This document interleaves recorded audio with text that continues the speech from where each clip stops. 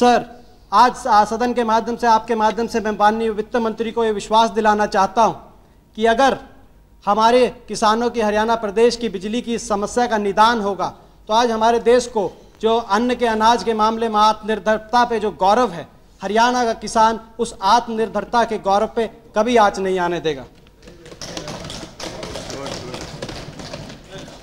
So, I would like to make few comments now on the agricultural sector.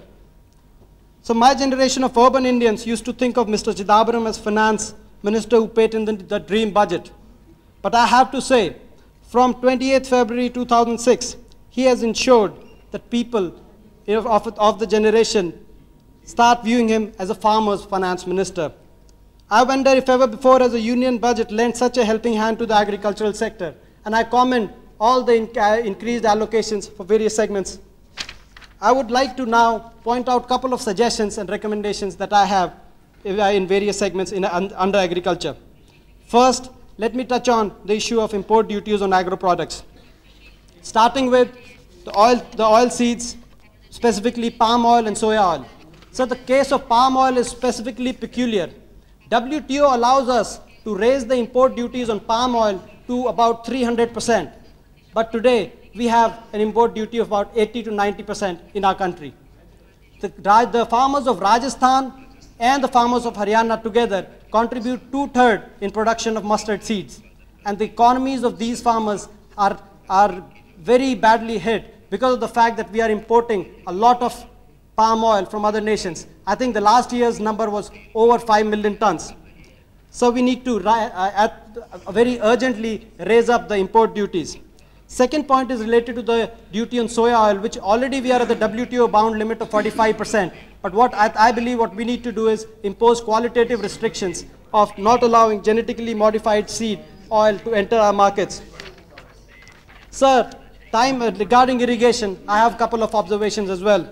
Time and again, various studies have shown, the one recently by Jeffrey Sachs, the noted economist, how deep is the correlation between human well-being and apt allocation of water resources. This has been an aspect of our economy that was completely overlooked by the NDA regime. In fact, during their entire tenure, the total irrigated land out of our all arable agricultural land stayed steadfast at 40% stable and like a plateau. So I commend our finance minister for increasing allocations for this sector, be it through AIBP or restoration of water bodies or encouragement of micro irrigation facilities. So, case in the point being, for example, he has reduced the duty on plastics which constitute the raw material for micro irrigation and drip irrigation products from 15 to 5%, which will have a bearing in lowering of that cost. I would further recommend that we can take another step forward in this direction and can reduce the levies and taxes on micro irrigation products even further. I'm informed by the experts that if we do that, we can lower the cost of micro irrigation products by up to 46%. Today, we give out subsidies on purchase of these products to the tune of 50%. So we can, on the same side, keep reducing both in a phased manner. I would like to touch on agriculture credit too, sir. A very special dispensation has been made for the farmers in the current year, and I commend the Finance Minister and Honorable Prime Minister for this. The government has decided to ensure that the farmer gets the credit at about 7%. Now we need to watch this closely. To ensure that the goodness and the intent of this scheme reaches the poorest of farmer, we have to take a hard look at our agro credit chain. I'm sure, sir, that the Finance Minister is very well aware of the excruciating long agro credit chain that we have, from NABARD to the regional rural banks to the cooperative societies, eventually to the farmer. And we have to see if this 7% rate does not increase, as is the case today. It increases by about 60 to 100% from what the rate NABARD charges. And I have a couple of recommendations in this, for this. The first recommendation I have is a high-level committee should be set up to examine the feasibility of deconstructing and shortening our agro credit chain. Second recommendation I have is that the committee should also look at feasibility of reconstructing the cooperative societies in lines similar to commercial banks. So, I have another suggestion for National Agriculture Insurance Scheme. Mr. Finance Minister noted that this scheme will continue in its same format for the next year, but there are some existing holes in the scheme that need to be plugged. One of the holes that I'm going to point out is from a first-hand experience. First of all, the settlement process is too small, and all the affected farmers are not being compensated. For example, in a particular area, mustard growers are compensated, but not gram growers, because the scheme is implemented on a block level, not on a crop level. So the mixed farming is not protected in the scheme, and something needs to be done about it. Now, sir, let me first of all congratulate our members from Punjab for the acknowledgement and grant they received for Punjab Agriculture University, Ludhiana, for the contribution it made in the Green Revolution. But I would also like to point out that this, I'm afraid to say, sir, has also disheartened the scientists of another premier agriculture university in our country, Hisar Agriculture University, Haryana. The fact is that Hisar Agriculture University was a part and parcel of Punjab Agriculture University at the time of the Green Revolution, when Haryana was a part of Punjab. The fact is that Hisar Agriculture University in the last 25 years have produced and patented more than 150 seed varieties, more than any other university.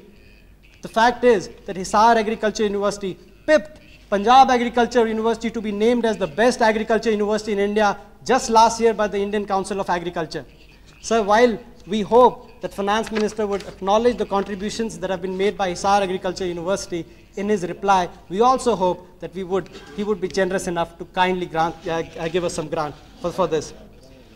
Since my time is running out, sir, I would like to make the final comment on agriculture that I have on horticulture and animal husbandry.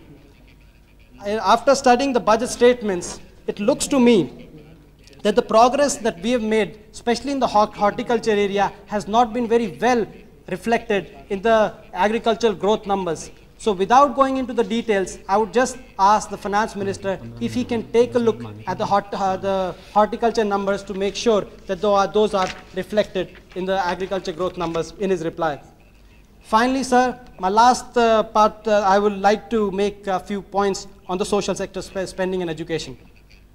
First of all, I would welcome the 43% hike in spending for the 8 flagship programs.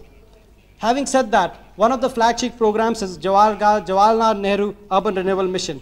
And in this, my recommendation and suggestion is one of the cities that's included is city of New Delhi. With New Delhi, we should also consider including the entire NCR region, because it's a stated policy of the government to decongest New Delhi. And the municipal committees of Gurgaon, Faridabad, Ghaziabad should be included as a part of National Urban Renewal Mission. Thank you. My last, sir, it's my maiden speech, so I would like your guidance and cooperation. I would like to make a couple of points regarding education sector before I close. I would like to commend the upping of expenditure in the education sector by about 37%, but there are few suggestions. We have to take a hard look at the rural-urban divide and the divide between the public and private schools, as was very aptly noted by my colleague, Shri Rahul Gandhi ji. The budget emphasizes on Sarv Shiksha Abhiyan and Kasturba Gandhi Balika Vidyalaya scheme. Perhaps we need to seriously think beyond the Navodaya schools to have a chain of public schools in rural areas on a sustainable basis, affiliated to renowned schools in our country. Study after study has revealed that the effectiveness of our expenditure is more in the private sector when we talk about the education sector. So I would like to request our Honorable Finance Minister that a part of the incremental allocation for our education should go in towards scholarships and vouchers that should be handed over directly to the poor students, and let the poor students decide whether he wants to go to a private or a public school. In the end, I would say just this. To conclude, sir, I would say just this. John F. Kennedy, one great American president, had once said that it is for the statesmen to decide whether they want to take their nations towards the future or towards the past. It is for the statesmen to decide whether they take their peoples towards economic prosperity or towards economic peril. 22 years back, one great Indian Prime Minister took the decision, has chose to take our nation in the 21st century, to take our nation towards economic prosperity, to take our nation towards the future. Today, sir, I think we are ready to reap the seeds that were sown by our great Prime Minister Shri Rajiv Gandhi ji, and this budget takes us a step closer to that. Thank you.